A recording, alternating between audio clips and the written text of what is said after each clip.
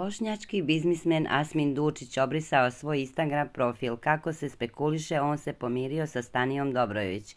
Iako ni jedno ni drugo nisu potvrdili da su obnovili emotivan odnos, Stanija je pre 2 dana podelila da je dobila skupoceni poklon od Dučića i na taj način potvrdila da je u dobrim odnosima sa bivšim partnerom Aneli Ahmić.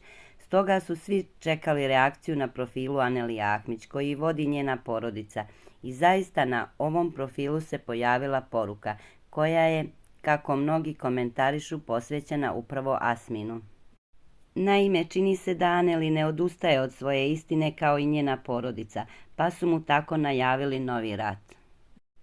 I nismo te zaboravili, klošaru. Samo čekamo, glasila je poruka na Anelinom profilu. Svi čekamo sa nestrpljenjem da li će Asmin da vrati svoj profil kako bi odgovorio Siti ili da li će se glasiti putem medija.